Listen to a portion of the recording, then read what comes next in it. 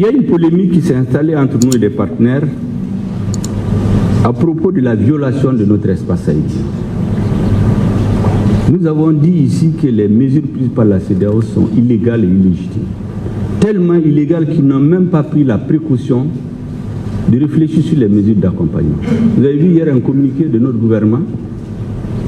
La Banque centrale est mise en action,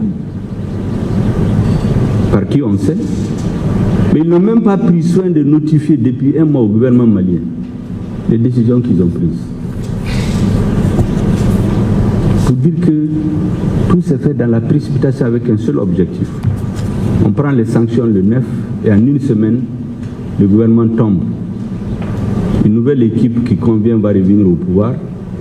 Et la révision de l'accord de défense avec la France que nous avons demandé depuis des mois, on va déchirer et mettre à côté parce qu'il y a une nouvelle équipe qui fera leur affaire. Notre peuple a dit non le 14 janvier 2021. Lorsque la CEDEAO prend des sanctions pour interdire le vol de leur espace aérien, le gouvernement a pris des mesures de réciprocité. Et qu'est-ce que nous constatons? Le même jour, un avion militaire quitte un pays de la CEDEAO, pénètre sur notre territoire, et lorsque il a été dit qu'il n'est pas autorisé, il éteint son transpondeur. On continue à lui dire qu'il n'est pas autorisé, il coupe la radio. Ils vont atterrir sur une partie de notre territoire. Ils déposent on ne sait quoi. Ils retournent.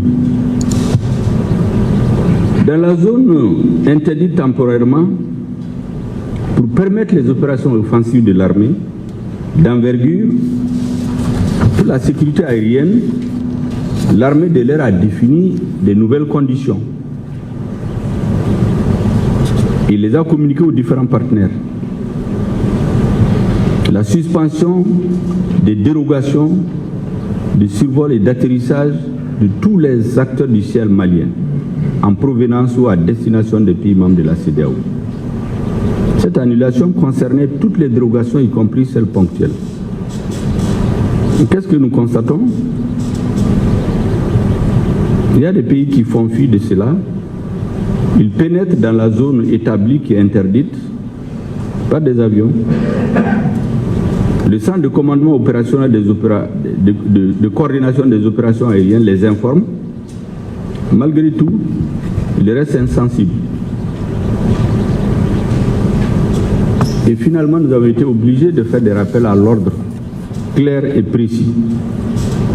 Ainsi, le 11 janvier, soit un jour après les sanctions de la CEDEAO, et la publication du mémorandum qui indique que l'espace aérien malien est fermé, je viens de vous dire qu'un avion militaire d'un pays non africain quitte un pays de la CEDEAO et vient sur notre territoire.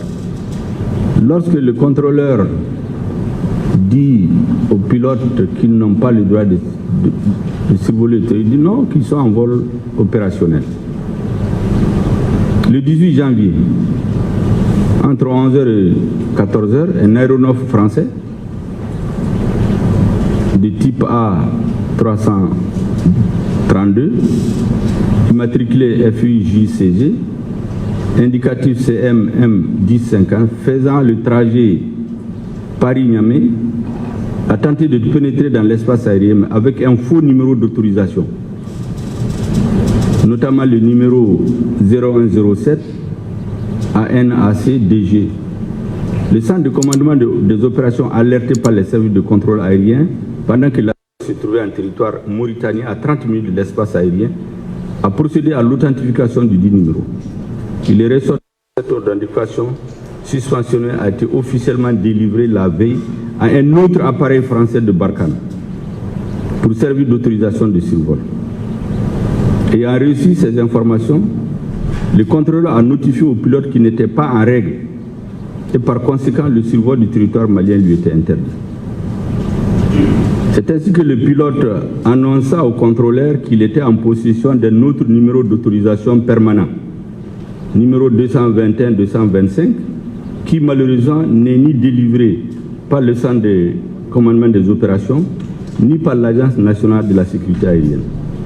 En procédant à une vérification minutieuse de la fiche de demande d'autorisation de survol, on découvre qu'elle était contrefaite avec l'ajout d'une rubrique supplémentaire, alors que la fiche authentique n'en compte que 10, une rubrique de 10, de 11, alors que la rubrique supplémentaire n'en compte que 10.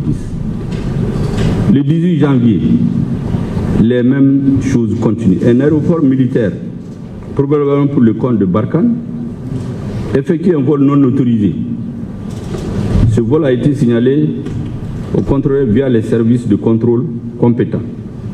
Malgré que le pilote a été averti de ne pas atterrir pour faute d'autorisation, il poursuivit sa manœuvre pour atterrir à Gao.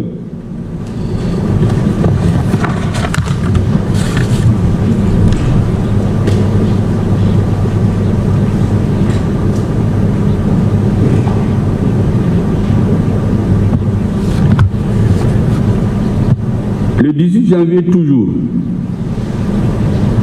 un aéronef exploité par Barkhane a été aperçu sur l'écran radar du Mali.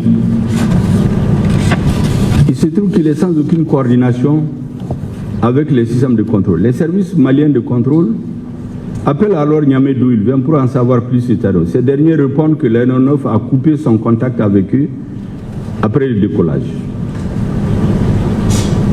Il ne se passe point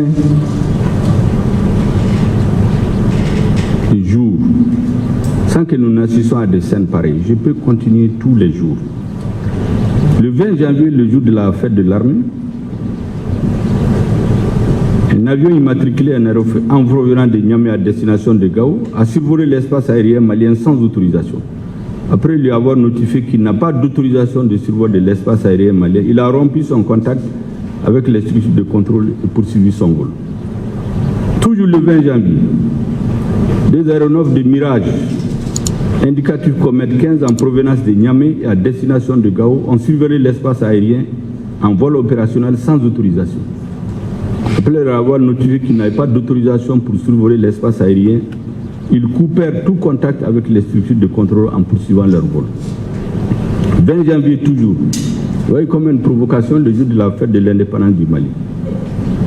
Un aéronef A400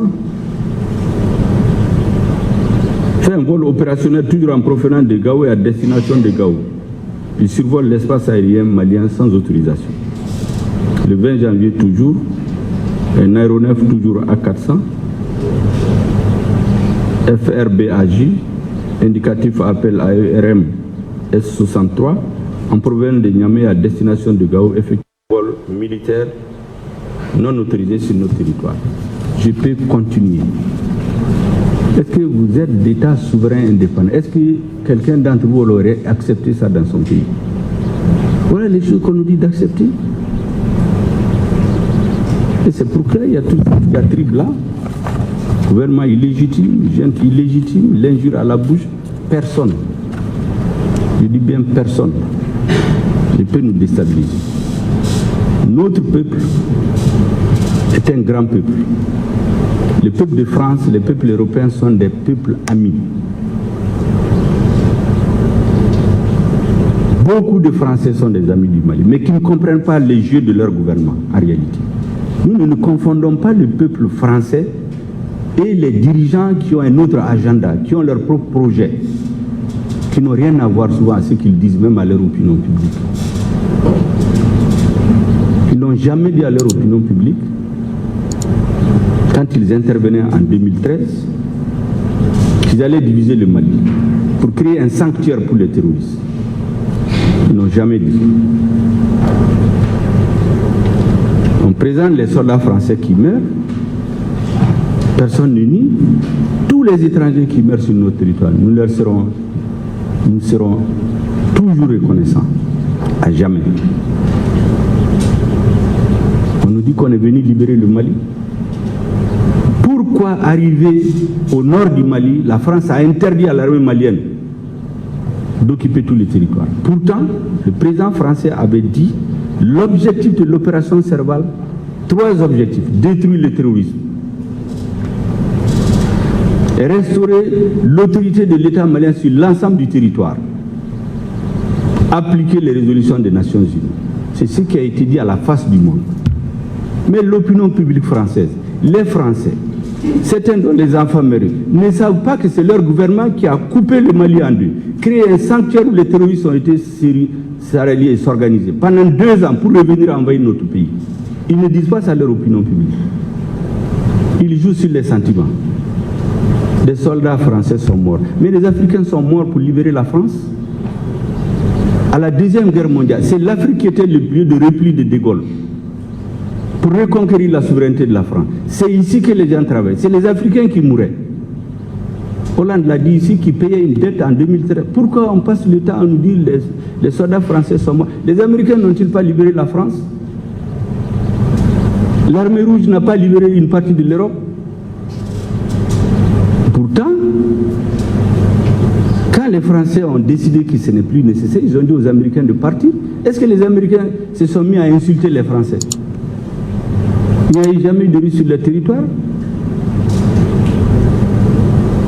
Les soldats africains qui ont été libérés de la France, certains ont demandé leur simple droit en 1945, on les a massacrés à Tcharouille. Donc il faut qu'on arrête de jouer sur les sentiments et nous faire la leçon. Personne ne peut faire la leçon au gouvernement malien, surtout pas de leçons de morale.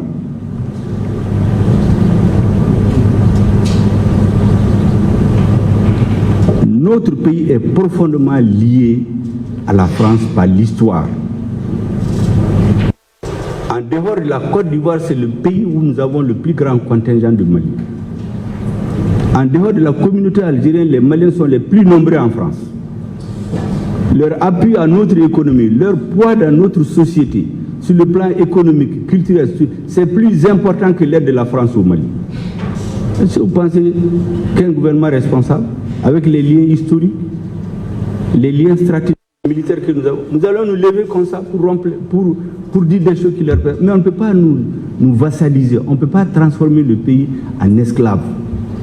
Ça, c'est terminé. Il n'y a pas de zone d'influence. En tout cas, le Mali ne fait pas partie de la zone d'influence d'un pays. On a partagé l'Afrique le 28 février 1985 en zone d'influence. Nous ne nous considérons pas que nous sommes dans la zone d'influence. Nous sommes dans la zone d'influence du monde. Donc personne ne peut traiter les problèmes du Mali par procuration. Personne.